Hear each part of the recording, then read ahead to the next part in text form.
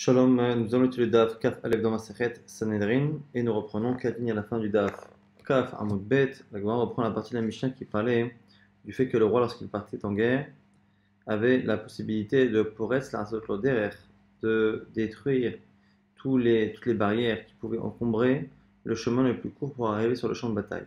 Au passage, on nous rapporte des Braithot qui vont compléter justement les informations que la Mishnah avait données par rapport au droit que le roi avait, par rapport à la priorité qu'il avait dans le butin de guerre. Tanura Banan la royauté nous dit Otzrot Melachim le Melech ou Sharabiza Shebozizin Mertza le Melech ou Mertza la. Le butin de guerre, la partie qui provient du trésor royal. Lorsque le roi d'Israël gagne une guerre et qu'il récupère le trésor du roi vaincu, tout le trésor du roi vaincu ira intégralement au roi, alors que le reste du butin sera partagé à moitié pour le peuple, à moitié pour le roi. Amalé Abaye Ravdimi, Abaye pose la question à Ravdimi, il va me révéler ce que c'est Arabacha qui a posé la question. Bishlama Tzot Menachem le Melech Ochademita. Je dis, ce qui est marqué dans la Braïta au début, le fait que le trésor du roi vaincu appartienne intégralement au roi gagnant, ça c'est l'habitude en général dans les pays. Donc c'est quelque chose que l'on peut comprendre, puisque finalement c'est l'habitude de tous les pays en guerre de faire ainsi. Et là, le fait de partager entre le roi et le peuple le reste, d'où sait-on que ça n'a pas l'air d'être l'habitude. Par ailleurs, donc d'où la Braïta tire cette halakha. L'Agma nous dit qu'on lui a répondu, dire-t-il, c'est marqué, Vayimshichu Lachem Linagid ou Tzadok. C'est marqué là-bas au sujet de David Amelech, Ben David, qu'on a à nouveau accepté et fait régner Shlomo le fils de David, et on a fait l'onction, donc on l'a oint, on l'a choisi, on l'a désigné comme étant pour Hachem, comme étant un Nagid, un dirigeant. Ou le Tzadok, et au passage, on a parlé de Tzadok, le Kohen Gadol, qu'on a également nommé comme Kohen Gadol. Et le fait qu'on ait parlé de l'un et de l'autre, Makish, Nagid, le Tzadok, c'est pour nous dire qu'on peut apprendre les informations de l'un, des informations que l'on a sur l'autre. Ma Tzadok, Mertzalo, Mertzal Echav, Afnagid, Mertzalo, Mertzal Echav.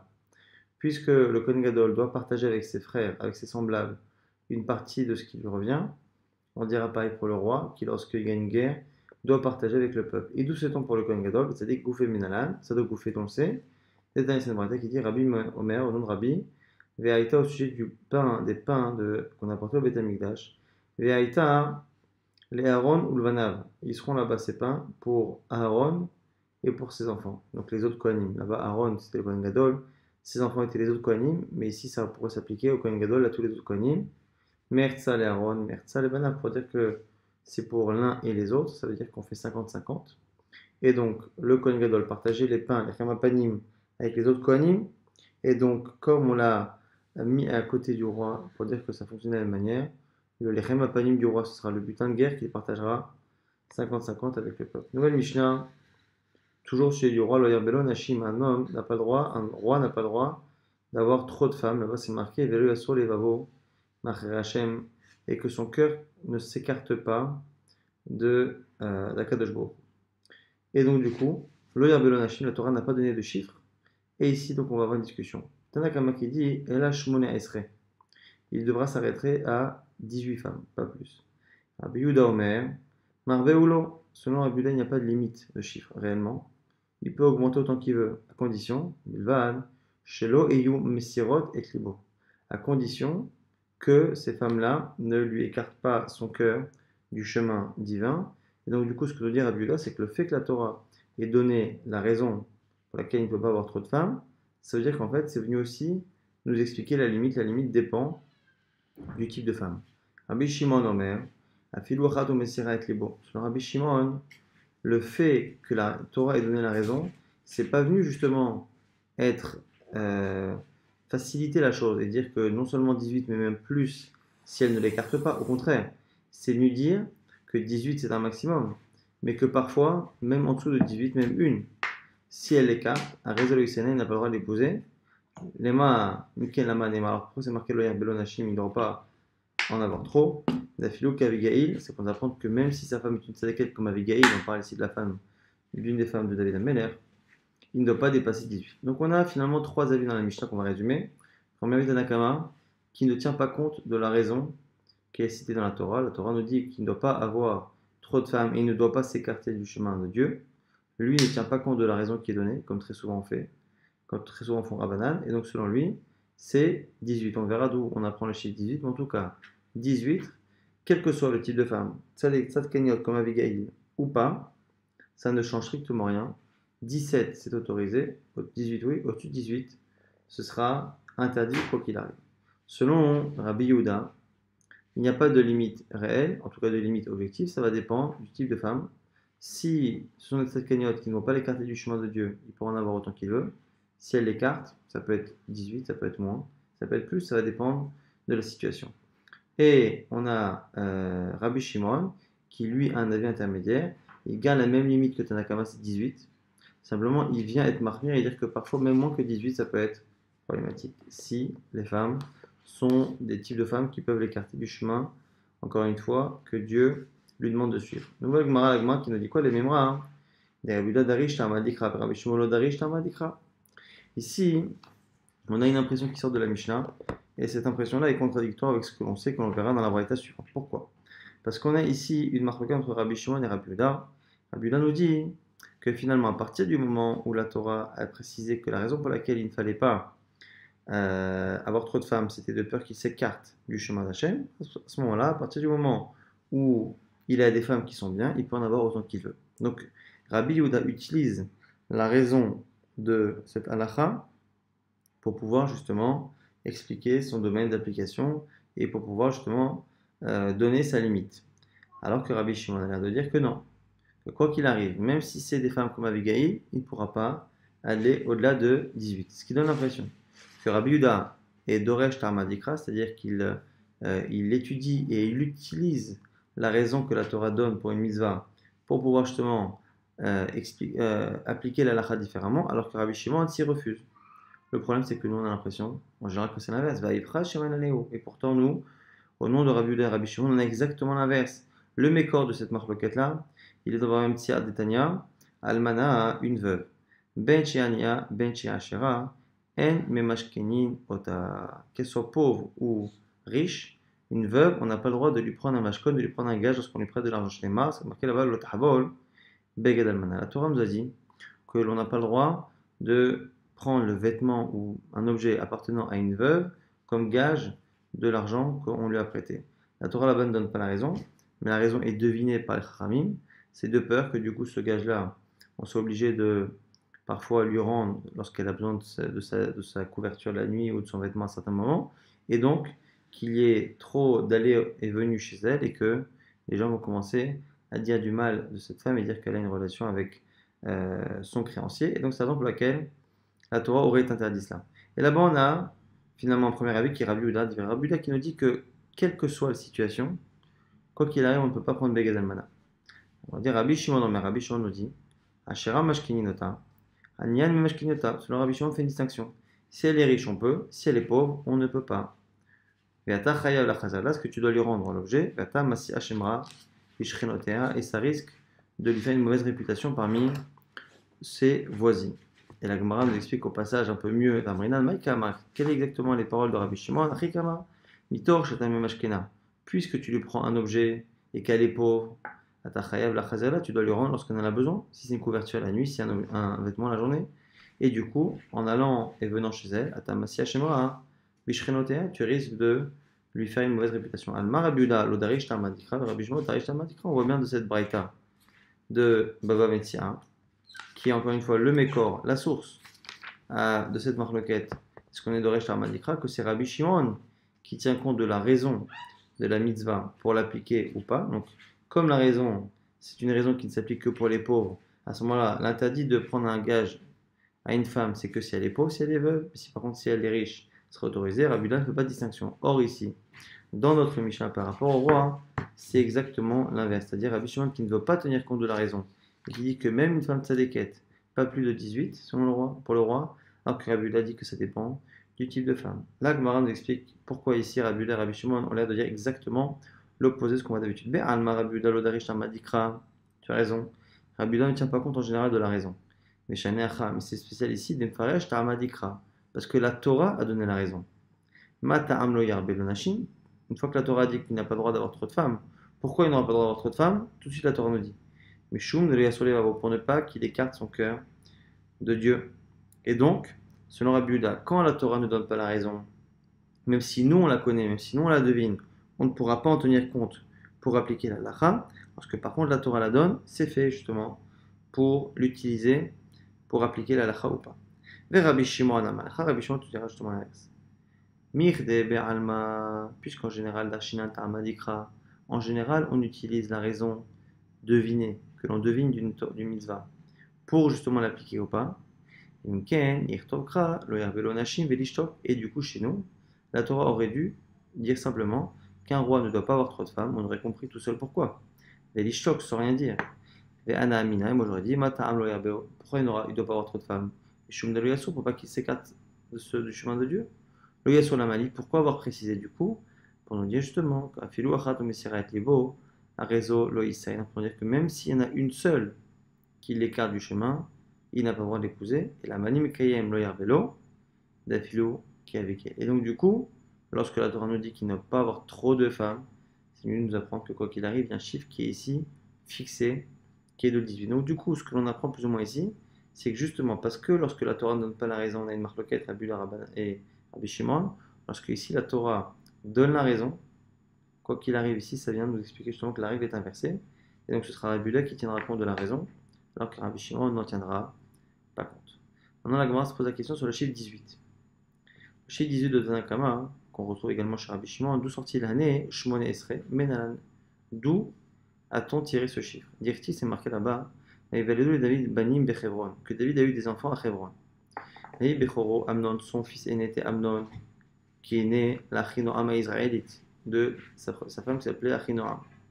Ou Mishneh, son fils second, Kil'av, qui était le fils de Abigail, qui était Eshet Naval à Carmali, qui était anciennement la femme de Naval du Carmel. Vashlishin, le troisième, Avshalom ben Ma'acha, Avshalom le fils de Ma'acha. Donc on a ici à chaque fois donc, plusieurs femmes. Donc la première femme qui était donc Achinoam, la seconde qui est Abigail, la troisième qui est Ma'acha.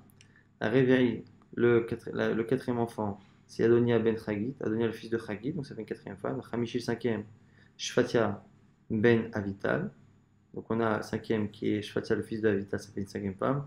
Shishi Itream l'Aigla Asher David. Itream qui est la Aigla, qui est la fille de Aigla, la femme de David. Et là, Yuldou et David de Hebron, voici les fils qui sont nés à Hebron, 6 fils, à chaque fois qu'une femme différente, donc ça fait 6 femmes. Et Kamal est Navi, et le Navi, le prophète, lui a dit, vous savez que lorsque David Améler a fauté plus ou moins avec Bathsheba, une des fautes qu'on lui a reprochées, c'est d'avoir tenté de prendre la femme qui appartenait à quelqu'un, et cet homme n'avait rien d'autre dans sa vie que cette femme-là. Donc il lui a dit, le prophète, de manière comme ça abusive, si tu n'as pas assez de femmes, tu aurais pu en rajouter d'autres. Pourquoi es-tu parti chercher la femme d'un autre immerat, si ce que tu avais n'était pas assez? Aussi falecha, je t'aurais rajouté kahena avec kahena. Comme ça et comme ça. C'est-à-dire que ce que tu as, on aurait pu te rajouter kahena encore et encore. Comme ça et comme ça. Comme ça, c'est par rapport à ce qu'il a déjà. Comme il en a déjà 6, on peut encore ajouter encore 6, ça fait 12, encore 6, ça fait 18. Kahena, shit, premier kahena c'est sit. Kahena, shit, ça fait encore 6. Le bout ce qui fait le chiffre de 18. Mat Kifla Lagmar Object nous dit, c'est Ravina qui nous dit que le deuxième Kahena comme ça, il est toujours en référence aux 6 premiers et non pas au total qui est de 12. Kahena Tartesre, mais Kahena Esren Verba. Si on dit que la première fois il est là, si tu n'avais pas encore cette femme avec les 6 que tu as, on aurait pu te rajouter Kahena encore. Ça fait 6, ça fait 12. Et après avec Kahena, et encore la même chose, c'est quoi la même chose? La même chose du total qu'on vient de former, donc 12 et 12, ça fait 24. La Gemara dit, tu as raison, cette logique-là, on la retrouve dans une braïta qui, elle dit, que dans une braïta, il y en a qui disent que c'est 24 le chiffre maximum. La Gemara nous dit, Ulman, des Darishba, il y en a qui disent qu'un vav est toujours sujet à une dracha.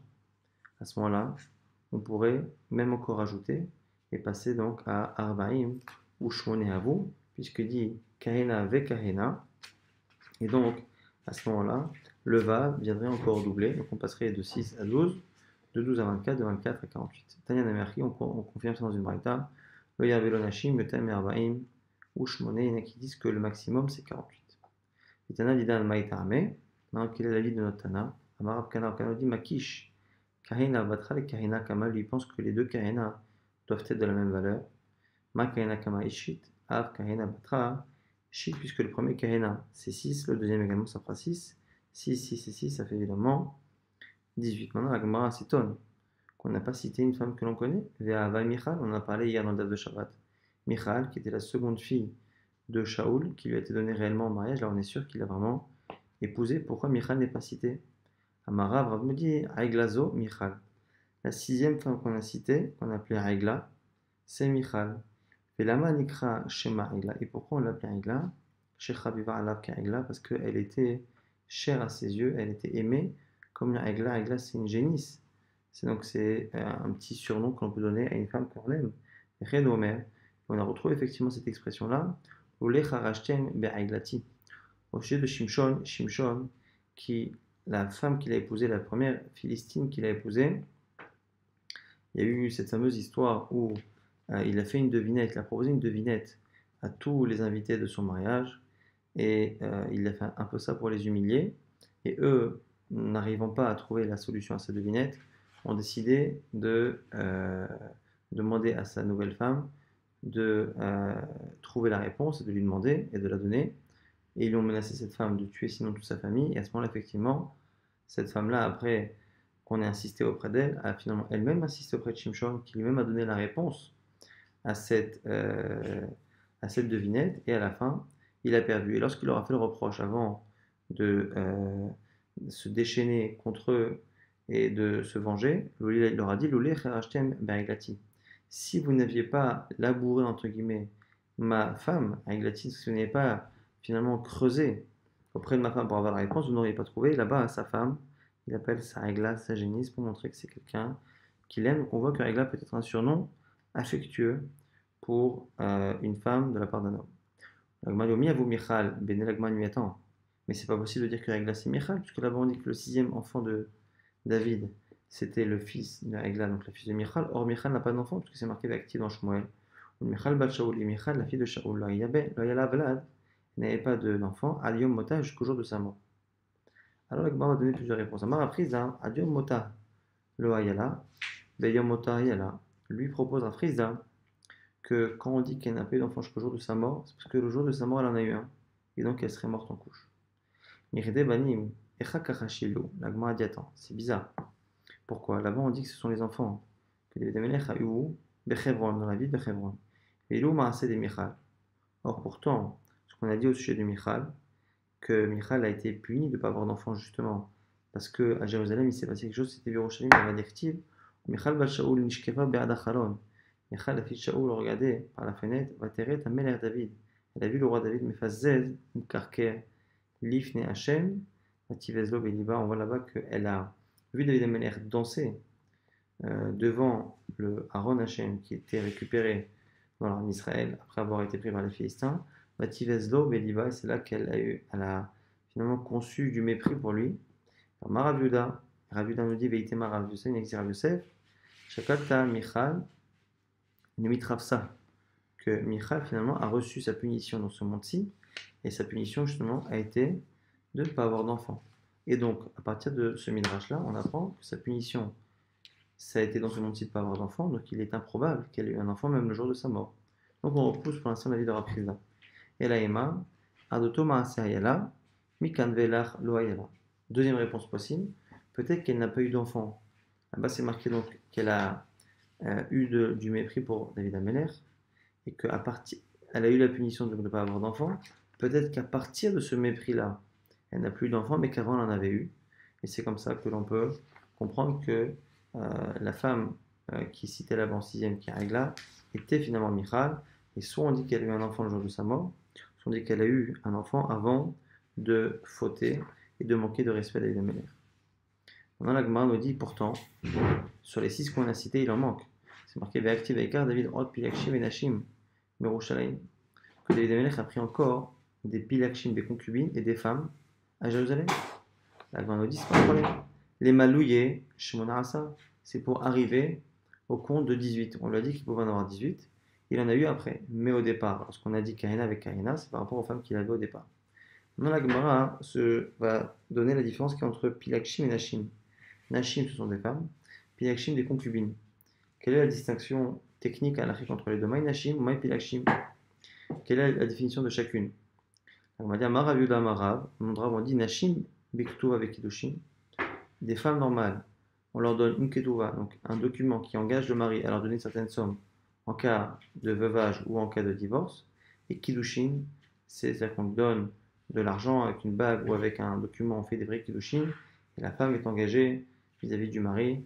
Et elle n'a pas le droit évidemment de se marier avec quelqu'un d'autre. Pilakshim, une concubine, Belo Ktuva, Belo Kiddushin. Il n'y a ni engagement du mari au niveau financier de la Ktuba, ni engagement au niveau de la femme au niveau des Kiddushin. Amar Rav Yuda Marav, toujours Rav Yuda qui cite Rav, Arba Meot Iladim, Ayulo, les David. On dit que David avait 400 jeunes enfants qui venaient de relations assez particulières. Alors, il faut toujours se rappeler ce que dit le Maharsha et certains commentaires au sujet d'Agadol, qu'il y a des chiffres qui sont parfois un peu exagérés et qui sont toujours des chiffres qui reviennent. Le chiffre 400 en fait partie justement, le chiffre 7, 70, 400. 400 est un chiffre qui est souvent rapporté pour des chiffres qui sont importants et souvent des chiffres négatifs. Et là, ici, c'est le cas. Parce que Kulan Bnei Fato Arayou, on nous dit que ces 400 enfants étaient les enfants de femmes que David Amelech a pris en guerre.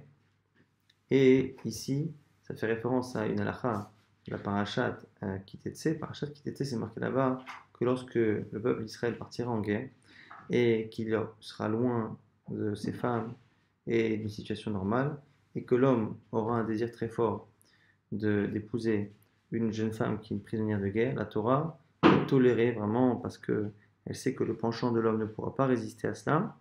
La Torah a toléré que cet homme-là puisse épouser cette femme, mais sous certaines conditions. Il faut d'abord que cette femme-là fasse le deuil de son père et sa mère, que cette femme se laisse sans les dire, se rase les cheveux, laisse pousser ses ongles, et à la fin il pourra l'épouser. Mais ce qui ressort en tout cas, c'est que la première relation est autorisé immédiatement avant même cette conversion, et après conversion, il pourra épouser cette femme. Et il nous dit ici que David Amelech aurait eu 400 enfants avec des femmes qui sont Yefat Torah, et tous ces enfants-là, Umagdele Boleriot Hayou, laissaient pousser leurs cheveux comme les gens qui faisaient Avodah Zara, Kulan Yoshvim Bekranot, Shel Zahav, et ils étaient tous assis dans des carrosses en or, Umalechin Berashek Giasot Hayou, et c'est eux qui étaient à la tête finalement des armées, en tout cas des rangées de soldats. VM Ayou Baale et Grofin,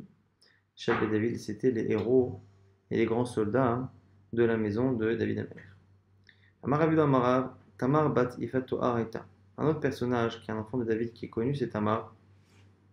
Tamar était la fille aussi de Yefatoa, d'où on le sait. On va rapporter rapidement l'histoire de Tamar. On a cité parmi les fils de David Amelech, on a cité le fils aîné qui est Amnon. Et un jour, ce Amnon est tombé fou amoureux de sa demi-sœur, Tamar, qui était donc la fille de David Amelech, mais la fille d'une autre femme. La Torah ne dit pas quel est exactement le statut de la mère de Tamar, mais en tout cas, cet homme-là a essayé de trouver un stratagème pour avoir une relation avec sa sœur, sa demi-sœur, et donc, sur le conseil de certains, il est venu se porter malade et il a demandé à ce que ce soit sa demi-sœur Tamar qui vienne justement lui préparer à manger et s'occuper de lui. Il a profité de ça pour se retrouver isolé avec elle, et à ce moment-là, il l'a contrainte à avoir une relation. Et lorsque cette femme-là a voulu refuser et lui a dit mais non, elle lui a dit à un moment donné dans ses arguments chez Neymar, elle lui a dit Ata Berna, elle a l'air par le roi, donc à notre père, Kilo Inae Nimimika, car il ne me refusera pas à toi, c'est-à-dire qu'il acceptera que je devienne ta femme. Et si cette Tamar-là était la fille d'une femme qui normalement avait été mariée de manière classique à son père, c'est pas possible. Depuis quand on peut épouser sa sœur? Et là, Shmamina Batifat Toar Ita. On est obligé de dire que c'est la fille de Ifat Toar, c'est-à-dire elle a rencontré sa mère et qu'elle a une relation avec elle avant même qu'elle se convertisse, qui est tolérée selon la Gemara ici dans l'Ifat Toar. Du coup, cet enfant-là n'est pas halachiquement affilié à son père, puisque finalement, c'est la relation qui est faite entre David Amer qui est juif et une femme qui ne l'est pas. À ce moment-là, elle est entièrement la fille de sa mère, et lorsqu'elle se convertit, elle ne redevient pas la fille de son père, donc elle est toujours étrangère à son père, et donc à son demi-frère, et donc elle pourrait techniquement l'épouser. Ça, c'est la dernière référence à Ifator. Maintenant, la Gemara nous dit Ulamnon Rea Ushmu Yonadav ben Shim'a Achi David. On nous dit que Amnon avait un ami qui était Yonadav et qui est celui qui lui a donné justement ce conseil. Ish Chacham Meod, il était très Chacham, très sage. Amar Abuda Amarav, on a dit au nom de Rav que Ish Chacham le Resha, il était Chacham non pas en sagesse de la vie comme on a l'habitude, mais il était très malin pour faire le mal, ce qui était le cas ici. Et même Adouata Kachadal, et c'est là qu'il lui a dit mais pourquoi es-tu comme ça, comme un pauvre Ben Ameler, alors que tu es le fils du roi? Yom Elo Yonadav, il lui dit Yonadav, Shechav Mishkavecha ve'itral. Allonge-toi sur ton lit et fais comme si tu étais malade. Et il lui a dit Atavon Atama Achoti, jusqu'à ce que tu demandes à ce que ta sœur vienne te préparer à manger. Va installer Aina et Taberia. Donc c'est ce qu'il a demandé. Il a demandé à ce que sa sœur lui prépare à manger. Vatikar est un masret, Vatisok Lefanav. Et c'est là à ce moment-là qu'elle a pris les instruments et qu'elle a préparé la pâte et lui a préparé à manger. Maragda Marav, Shastalo Minetigun. On dit qu'elle a préparé des choses à frire et que c'est pour ça qu'il fallait qu'elle le fasse juste à côté pour que ce soit mangé frais. Et c'est comme ça qu'il a pu utiliser ce stratagème pour faire ce qu'il voulait faire. Par la suite, il s'est passé quelque chose de très étonnant, c'est qu'une fois qu'il a contraint sa sœur à avoir une relation après avoir vécu des semaines et des mois à se rendre presque quasiment malade réellement d'amour pour elle, une fois que la relation a eu lieu, il a été pris de haine envers cette même demi-sœur. Vaïsna Amnon sin'ag de la me'ot. C'est marqué là-bas qu'Amnon a détesté Tamar, mais d'une haine très très forte. Il m'a dit, Maïtarama, quelle est la raison? Ça paraît étonnant. Il avait l'air d'être complètement fou d'elle, et un instant après, il la déteste. Amar Ravisra comme ça nous dit, Nimanik Shiralo, Ve'asaato Khutshofra. Que lors de la relation, il y a eu une sorte de fil ou de poil qui est arrivé et qui a touché ses parties intimes à lui et qui l'ont rendu finalement impuissant, qui l'ont abîmé ses parties du corps. La Gemara dit Vechinik Shiralo. Il dit mais ça n'a pas de sens, c'est bizarre. En plus, elle, qu'est-ce qu'elle a fait? La Gemara corrige, il dit Laïma, Kashralo, Nimava Asavou, Kirochofra, que c'est elle qui, pendant cette relation, a fait exprès de faire en sorte qu'il se blesse et qu'il perde l'utilisation de ses parties du corps. La Gemara dit s'étonne, et ni Vehadarash Ravai, pourtant c'est marqué Mayirti Vaïtselo, l'Archem Goim Beyofier, Shein Laem Libnot Israël, Lo Se'avet Ashechim, Velo Bete'eva. Pourtant c'est marqué là-bas dans Yecheskel que Vaïtselar Shem Bagoim Beyofier. Ensuite dans Israël, c'est marqué que dans toutes les nations, il y a une réputation de beauté qui a été donnée au Ham Israël. Et quelle est l'explication de cette beauté particulière qui a étonné tous les peuples? Chez que les filles d'Israël n'avaient pas de pilosité, ni au niveau des aisselles, ni au niveau de la nudité. Donc comment expliquer ce qu'on a dit? Et l'explication qui disait que de manière volontaire ou involontaire, c'était finalement un poil de la pilosité euh, de Tamar qui avait volontairement ou involontairement blessé Amnon. Et m'a dit Janet Tamar. Et Batifato Aravaï, c'est pas un problème parce que Tamar était justement la fille de Yephator, on l'a vu, la fille d'une femme qui était non juive à l'origine, et donc elle avait une génétique qui n'était pas juive, ce qui n'a pas permis qu'elle ait ces qualités particulières qu'il y avait à l'époque, et qui, selon les commentaires, étaient particulières à l'époque près et du Beth Amikdash, du premier Beth Amikdash, mais qui n'a pas existé après. En tout cas, à la suite, on dit que Vatikar Tamar et Efer al Rocha, après cette histoire-là, Tamar a pris de la cendre qu'elle a mis sur sa tête, parce qu'elle était attristée de la situation. Elle a déchiré la tunique qu'elle portait. Et lorsqu'elle a justement fait connaître à tout le monde ce qui lui est arrivé, on nous dit que Gadar Gadol, Gadra Tamar Botasha. Cette fois-là, à ce moment-là, lorsque Tamar a choisi de faire connaître le mal qu'elle a subi, elle a fait finalement de grandes barrières dans l'armée Israël. Elle a protégé l'armée Israël de beaucoup de situations similaires. Pourquoi? Parce qu'Amrou, Livnot Menachim Kach, Livnot Idiot, Alachat Kama Vechama, chaque fille s'est dit, si à une princesse, il peut arriver une situation comme celle-ci, a fortiori, pour des filles simples comme nous, que l'on doit faire attention de ne pas s'isoler avec des cousins ou avec des proches, de peur qu'il nous arrive ce genre de situation. Si pour une femme pudique comme Tamar c'est arrivé, a fortiori nous autres qui ne sommes pas forcément aussi pudiques. Et par la suite, non seulement les femmes ont dit ça, mais les Chachamim ont également renforcé Amaruda Marav, Botasha'a, Gazro à la Yechud et à la Pnouya. Nous dit ici la Gemara en nom de Rav, qu'à ce moment-là, les Chachamim ont interdit le Yichud, l'isolement avec une femme, et ont interdit la relation avec une fille célibataire qui jusque-là était autorisée. La Gemara s'étonne parce que si on dit ça, ça veut dire que jusqu'à présent, le fait de s'isoler avec une femme interdite était autorisé. La Gemara dit Yichud, de Raïtavu, mais c'est pas vrai, c'est pas les sages qui l'ont dit, c'est la Torah. Amarabi Yochanan, Mishon Rabishon, Banyot Sadak ont dit Remez le Yichud mina Torah min. D'où voit-on une allusion au Yichud dans la Torah? Chez c'est marqué qui est Achicha ben Imecha. Marqué là-bas, lorsque ton frère, le fils de ta mère, viendra te proposer et t'encourager à transgresser la Torah et à servir des idoles, là-bas on fait une dracha par rapport à l'expression Ben Imecha, ton frère, le fils de ta mère. Pourquoi préciser le frère, fils de ta mère, et pas le frère tout court, comme si le seul frère qui pouvait me pousser à fauter serait le fils de ma mère et pas le fils de mon père. Est-ce que c'est que le fils de la mère qui me pousse à fauter, pas le fils de mon père? Et là, l'homme alecha, pourquoi tu as dit ça? Ben mitached emimo, benechem imsha arayosh Torah. C'est simplement une allusion, mais c'est pour nous dire quoi?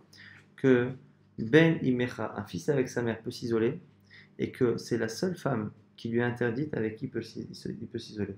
Toute femme interdite est interdite à l'isolement, sauf un fils avec sa mère. Donc la Gemara corrige, et la gazrou, al-yichud des pnouya. On dit non. À la base, la relation avec une femme célibataire était interdite.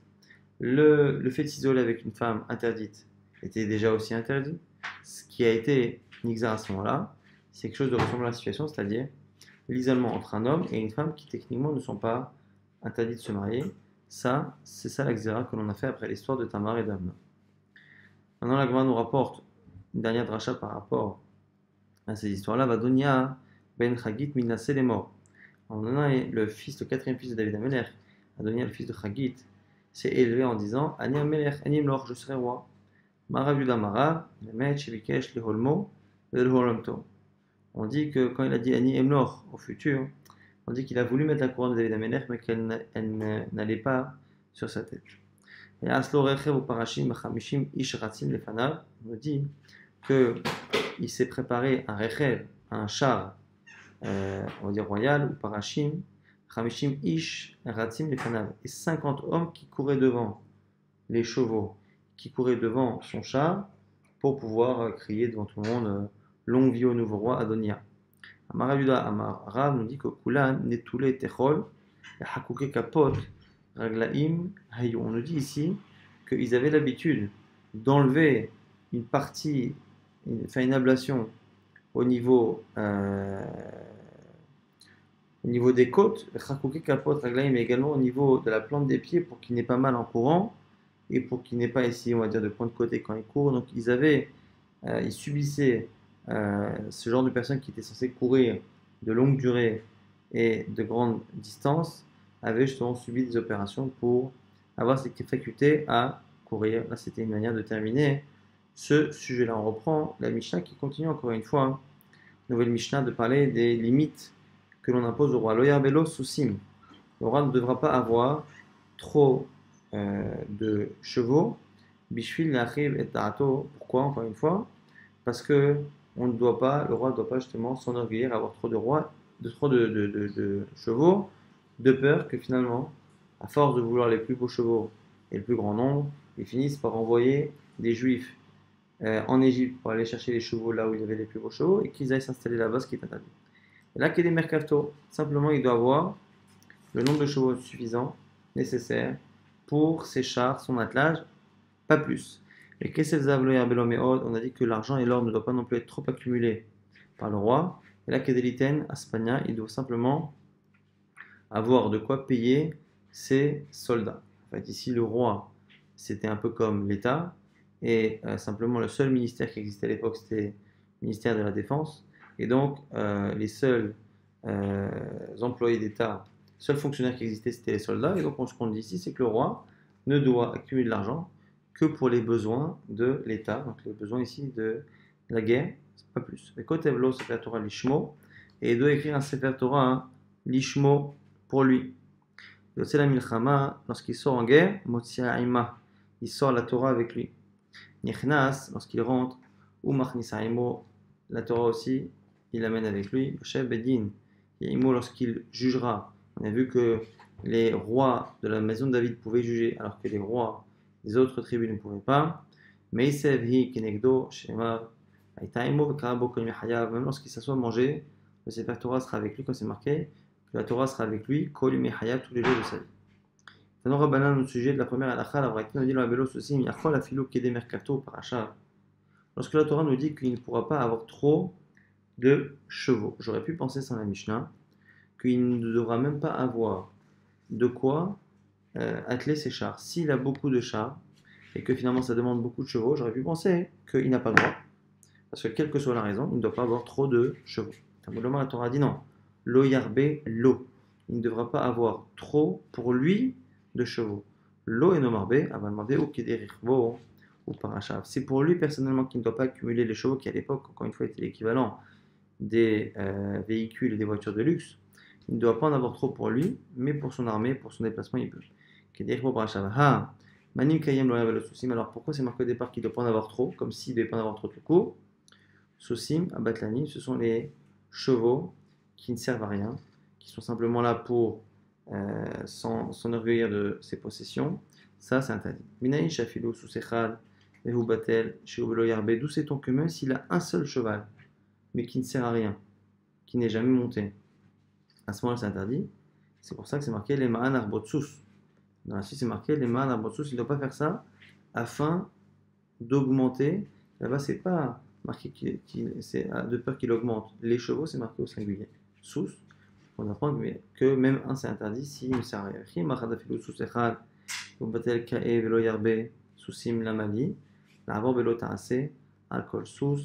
Alors du coup, maintenant, la Gemara nous dit quoi? Si on sait que même un seul qui est interdit, c'est déjà problématique. Quoi, c'est ça de nous dire au pluriel qu'il ne doit pas avoir trop de chevaux inutiles? C'est pour nous dire qu'une fois qu'il a dépassé le nombre de chevaux nécessaires, dès qu'il a un cheval ou plusieurs chevaux qui sont inutiles, il ne fera pas qu'un seul interdit. S'il en a un, il en fera un. S'il a 100 chevaux qui ne servent à rien, il fera 100 interdits différents et non pas un seul. Maintenant,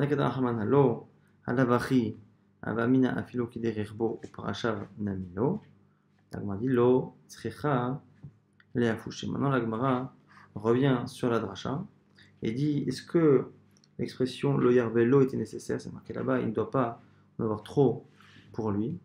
On a l'impression finalement que sans cela, afilo kederbo paracham namilo, on avait dit tout à l'heure que même si c'était pour ses déplacements, on aurait pu penser que c'était interdit. La Gemara dit lo tzricha, le verbe lo finalement, enfin le mot lo écrit pourquoi les a poussés pour nous dire que il a même le droit d'augmenter le nombre de chevaux dans la mesure où il pense avoir plus tard le besoin pour ses chats. Et donc il peut en avoir tout de suite en fonction des attelages nécessaires, mais il a le droit également de le faire en prévision.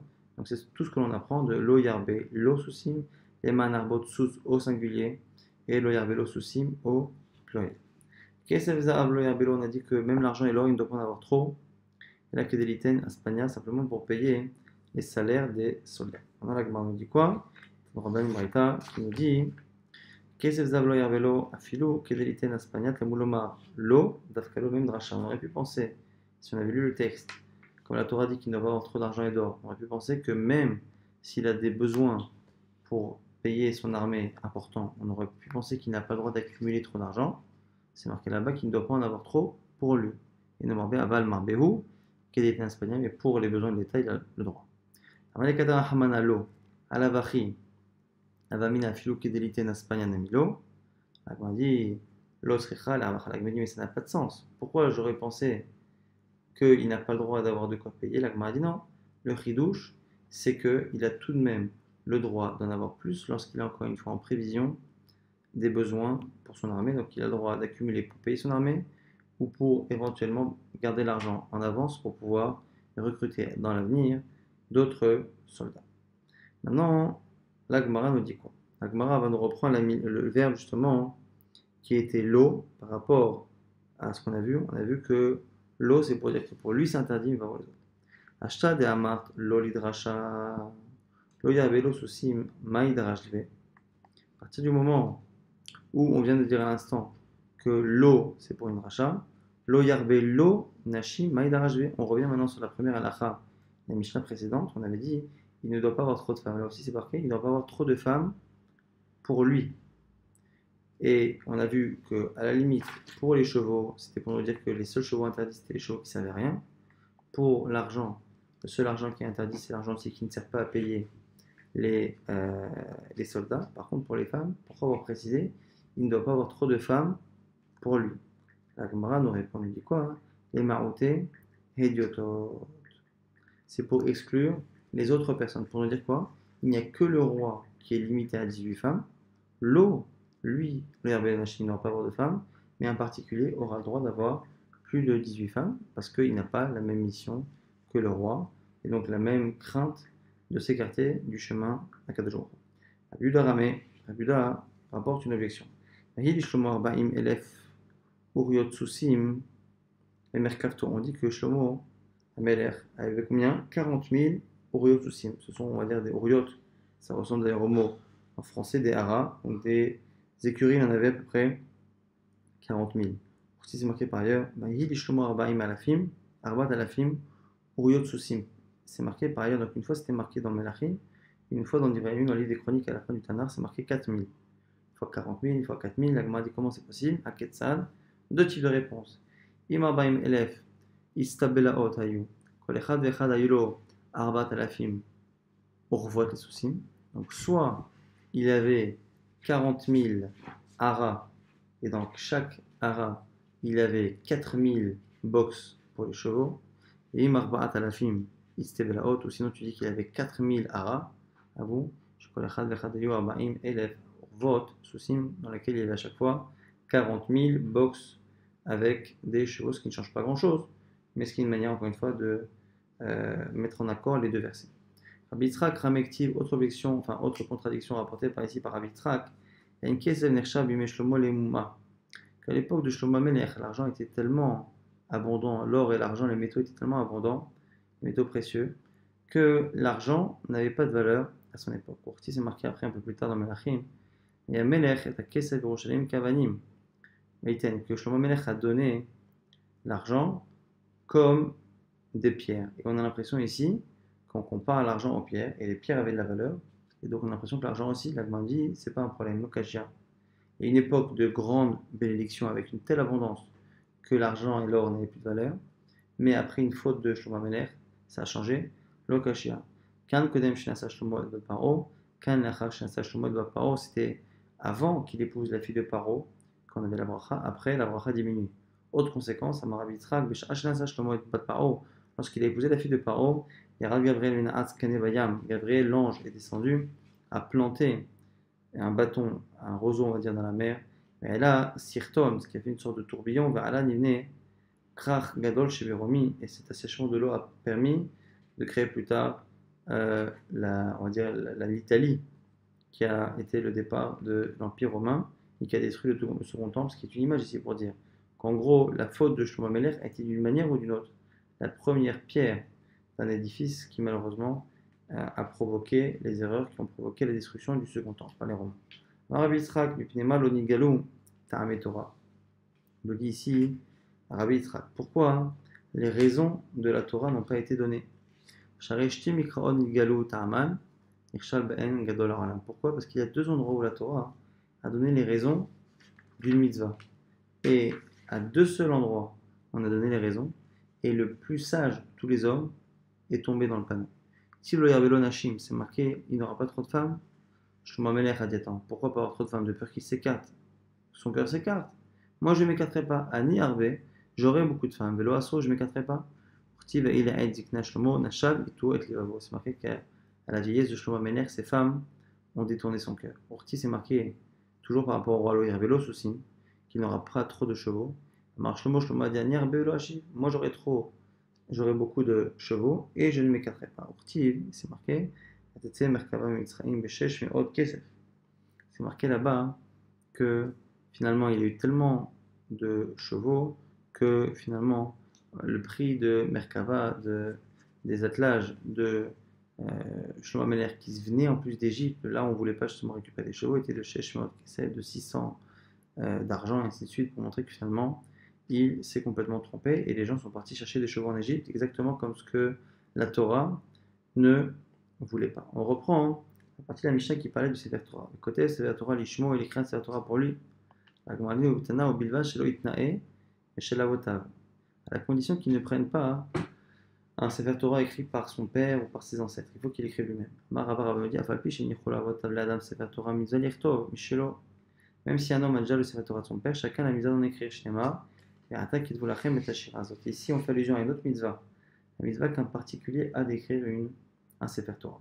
Jusqu'à présent, on parlait du Sefer Torah du roi. Là, c'est le Sefer Torah d'un particulier. Et on voit qu'il y a une manière, un homme ne va prendre celui de son père. Mon objectif est Abaye le Kotevlo Sefer Torah Lishmo. Shelo Itnae Beshel Acherim. Menech in idiotodlo. La Gemara et pourtant, dans la Braïta qu'on a citée, on a l'impression que c'est le roi seulement qui n'a pas le droit de prendre celui de son père. Mais en particulier, oui, la Gemara dit non. L'Otzricha Lishte Torot. La Gemara dit non. Le roi a deux Sefer Torah. C'est pas qu'il y a un Sefer Torah pour tout le Ham Israël et que le Sefer Torah du roi a des halachot particulières qui font que lui n'a pas le droit de prendre celui de son père et qu'un particulier pourrait pas du tout. Il y a un Sefer Torah pour tout le Ham Israël. Et ce Sefer Torah pour le Ham Israël, chacun doit l'écrire, ne doit pas prendre celui de son père ou d'un ancêtre. Maintenant, ce qu'on apprend, c'est que même le second Sefer Torah que le roi écrit, il doit également l'écrire lui-même et ne pas le faire, le récupérer d'un ancêtre. Urdetania, comme c'est marqué dans une Braïta, avec Katavelo et Mishneh à Torah Zot. Il écrira là-bas Mishneh à Torah. Mishneh à Torah, on a l'impression que c'est le second livre. Côté Lishmosh Torah, pour nous dire que le roi écrit deux Sefer Torah. Achad Sheyotz Aven Yakneset Aimo. Achad Shemunachat Lo Bebet Knazav. Un qui sort et qui rentre avec lui tout le temps, et l'autre qui est dans un endroit, posé dans un endroit. Ota Sheyotz Aven Yakneset Aimo, celle qui le suit tout le temps. On sait Ota Kemin Kamea. Il le fait tout petit comme les petites amulettes, tout petit, le plus petit possible. Et Tole Bizro, et il l'attache à son bras droit. Schéma comme c'est marqué dans Télim, Shiviti Hashem Nektamid. J'ai mis Hashem devant moi tout le temps. Kimimini Balemot. Et car il ne s'écartera pas de ma droite. C'est une allusion selon la Gemara ici au fait que le Sefer Torah était accroché à son bras. Et donc Nirtasba, l'Olevet Mechatz, l'Olevet Aksim ne peut pas tout de même rentrer dans une pièce d'eau ou dans des toilettes. Finalement, comme c'est marqué, il faut qu'il soit avec lui pour qu'il le lise à n'importe quel moment de l'envoi qui ne doit être avec lui que là où il peut le lire. Comme Raoul les Krotbo, sinon non. Et la Gemara continuera, on laissera ça pour la date de demain, sur quelques lachotes encore une fois par rapport au don de la Torah, dans quelle langue et dans quel alphabet.